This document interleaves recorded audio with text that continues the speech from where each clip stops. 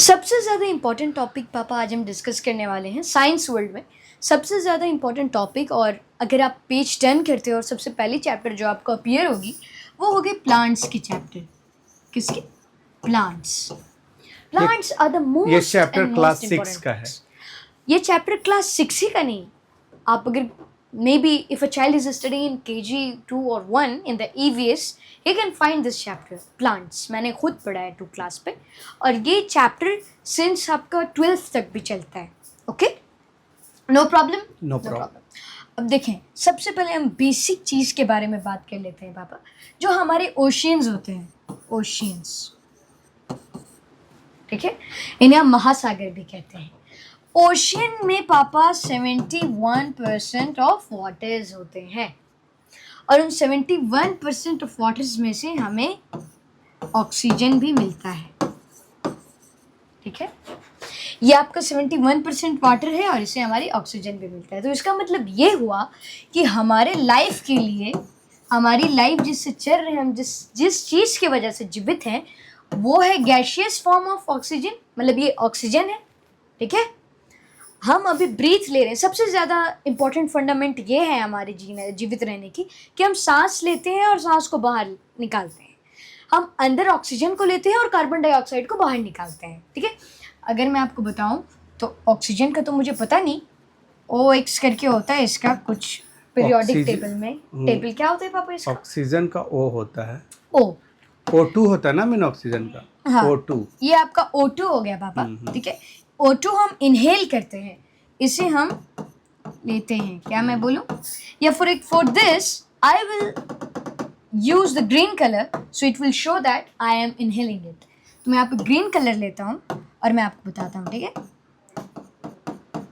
Okay. तो ये जो O है पापा, O2, okay, let me show you the O2। ये जो O2 है, हम इसे इनहेल करते हैं, दैट मीन्स ऑक्सीजन को हम इनहेल करते हैं। और फिर जो हमारा कार्बन डाइऑक्साइड यही है ना पापा, इसे हम एक्सहेल करते हैं। क्या करते हैं डैड? एक्सहेल, बाहर निकालते हैं। ठीक है, तो ऑक्सीजन हम इनहेल करते हैं और कार्बन डाइऑक्साइड हम एक्सहेल करते हैं। जनरली हमें रात में पेड़ के पास रहने को इसलिए मना किया जाता है क्योंकि नाइट में, रात में जो ट्रीज हैं वो oxygen not, carbon dioxide release करते हैं, जो कि इनहेल करना, ये याद रखें आप, इनहेल करना पापा बहुत ज़्यादा डेंजरस होता है हमारे लाइफ के लिए। अगर आप इसे इनहेल करते हो तो खुदा ना खास्ता your life can be gone. ठीक है, तो पापा ये चीज़ सबसे ज़्यादा इंपॉर्टेंट है। प्लांट्स में सबसे ज़्यादा इंपॉर्टेंट है कि प्लांट्स जो है पापा, वो हरियाली है, वो नेचर है, वो नेचुरलिटी है। रीप इंग्लिश, सॉरी, नेचर है पापा। ठीक है, अब जनरली नेचर का जो सबसे ज़्यादा अहम पार्ट होता है पापा, वो ऑक्सीजन होता है।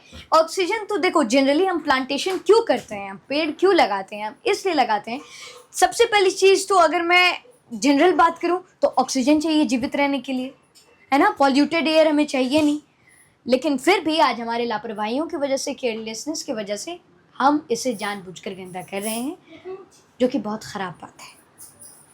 ओके, तो ये सबसे ज़्यादा इंपॉर्टेंट चीज़ है डैड, सबसे ज़्यादा इंपॉर्टेंट ऑक्सीजन है। हम अभी अगर पेड़ लगा रहे हैं तो ऑक्सीजन पर्पज से लगा रहे हैं, that's the most important thing. Okay, और दूसरी बात अगर मैं करूँ सेकेंडरी चीज़ की, तो look wise it good, natures बहुत अच्छी लगती हैं, बहुत खूबसूरत रहती हैं। मे बी माइंड रिलैक्सिंग के लिए भी हम कुछ ऐसे प्लेस ढूंढते हैं जो हमारे माइंड को रिलैक्स करते हैं, और जनरल नेचर्स रहता है उसमें। अब हम बात कर लेते हैं यहाँ पे प्लांट्स की। प्लांट्स, इधर फिर से प्लांट्स क्या है?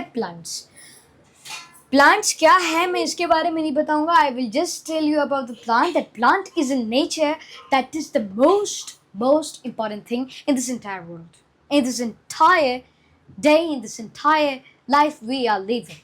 We are living because of the oxygen, and the 20%, for my opinion, the 20% of oxygen is coming because of the plants.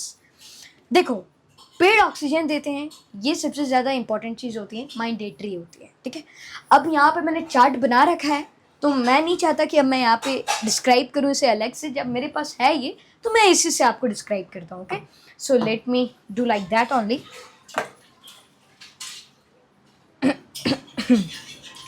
Okay, no problem.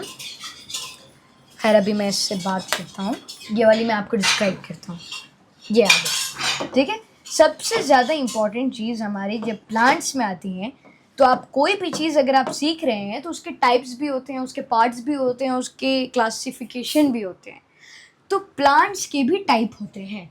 कितने प्लांट्स के भी टाइप होते हैं? कितने टाइप्स के होते हैं प्लांट आपके? कितने पापा? प्लांट्स आपके 1 2 3 4 5। जनरली जो मेजर प्लांट्स के टाइप्स हैं वो आपके हो जाते हैं 3।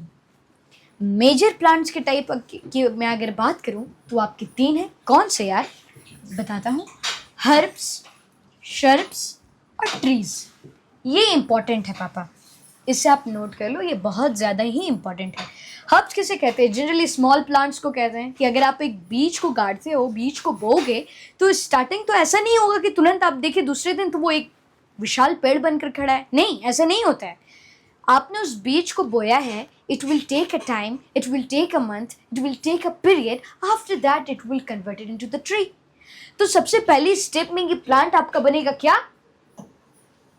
हर्ब। हर्ब नॉन वुडी होता है, डेलिकेट होता है, सॉफ्ट होता है, बहुत ही ज़्यादा खूबसूरत भी दिखता है, एज यू नो। ओके, तो ये है हर्ब्स। हर्ब्स जनरली वर्ड है रिलेटेड और refer to that one, herbaceous plants. तो आप हर्ब कह सकते हो इसे। ये आप इसे ये भी कह सकते हो, oh my God, see nature. Okay, no problem, मैं इसे अभी हटाता हूँ, मैं वापस इसे रेस करता हूँ, वापस टेक लगाता हूँ, ठीक है। तो यहाँ पर जो स्मॉल प्लांट्स है ये नॉन वुडी स्टेम के साथ आते हैं, राइट। ये बहुत ही ज़्यादा कमज़ोर होते हैं। अगर आप हल्का सा भी इसमें फोर्स लगाओगे ये टूट जाएगा, आपकी मेहनत बिल्कुल और बिल्कुल मिट्टी पे मिल जाएगी। ओके, तो ये स्मॉल प्लांट्स हैं। जनरली इसमें आप देख सकते हो एक स्मॉल, एक पतली सी, एक थिन डंटी से ये निकलेगा और इसमें लीव्स फिर आएंगे, ठीक है। ज़्यादा कुछ नहीं है इसमें। उसके बाद शर्ब्स हैं। शर्ब्स मीडियम प्लांट्स को कहते हैं, जो कि ना बड़े होते हैं। ट्री, देखो सबसे बड़ा प्लांट जो होता है वो ट्री होता है, जाहिर सी बात है। सबसे छोटा प्लांट होता है हमारा हर्ब। लेकिन जो ये मिड का टर्म है, ये मिड टर्म है, ये है आपका शर्ब्स। ये बहुत ज़्यादा इंपॉर्टेंट चीज़ है। देखो मिड में क्या होता है डैड, कि जैसे कि हमारी उम्र है, हम बच्चे होते हैं तो हमारी समझ नहीं होती है, हमारे पास उतनी ताकत भी नहीं होती है। We are like this plant only. हमारे पास उतने नॉलेज भी नहीं होते, हम सीख रहे होते हैं, हम नॉलेज गेन कर रहे होते हैं। जैसे इस प्लांट को भी क्या चाहिए? इस प्लांट को वाटर चाहिए, इस प्लांट को सनलाइट चाहिए, ये सारी चीज़ें चाहिए, तब ये बड़ा होगा। हाँ, तो ये जो है पापा, ये हमारी न्यू बॉर्न स्टेज है, क्या बेसिक नीड है। बेसिक नीड है, इसेंशियल नीड है, ठीक है। यस, लेकिन ये जो मिड टर्म है पापा, इसमें इंसान के पास एनर्जी भी ज़्यादा होती है, इंसान के पास वक्त भी ज़्यादा होता है, और इंसान को अपने वक्त को यूटिलाइज करना चाहिए। इसी में झाड़ियाँ भी आती है श्रब्स में। यस, तो ये मिड टर्म है पापा, अभी ये इस्टेब्लिश्ड हो गया है, वेल इस्टेब्लिश्ड है, ये स्ट्रॉन्ग भी हो गया है। इसमें अभी झाड़ियाँ भी आ गई हैं, इसमें फल पौधे जो भी वगैरह हैं वो वेजिटेबल्स वगैरह भी लगने शुरू हो गए हैं, और इसके अंदर से पापा स्टेम भी मजबूत हो गया है। जबकि अगर मैं इसकी बात करूं तो इसका स्टेम अभी मजबूत नहीं हुआ है। Okay. हर्ब्स में क्या होता है कि उसमें वुड नहीं होते, लकड़ियां नहीं होती है, नॉन वुडी हाँ। होता और है इसमें क्या होती है ना कि मतलब कि डेवलप करते रहती है, मतलब कि शर्ब्स जो आपकी है उसमें डेवलप करती है, आपकी वुड लकड़ियां डेवलप करते रहती है ना। जैसे कि अगर मैं आपको बताऊं पापा, तो आपने early stone age, mid stone age and old stone age तो सुना होगा। तो ये आप मान के चलो, ये आपका फर्स्ट स्टेज है, फर्स्ट स्टेज हो गया, ये आपका हो गया सेकेंड स्टेज, और ये आपका हो गया थर्ड स्टेज, ठीक है। फर्स्ट स्टेज आपकी शुरुआत, सेकेंड स्टार्ट जो है ये थोड़ा सा डेवलप्ड हो गया, स्टैब्लिश्ड हो गया, कि अब ये परफॉर्म, अब ये मतलब रेडी है कि ये बन सकता है एक ट्री। ओके, इट्स ट्री, इसके बारे में मुझे ज़्यादा कुछ बताने की ज़रूरत है नहीं। ट्री आप जानते हैं, आप देखे हैं, और you have a better knowledge about the tree. It has Trunks, it has mainly very thick and very powerful and very strong roots over here.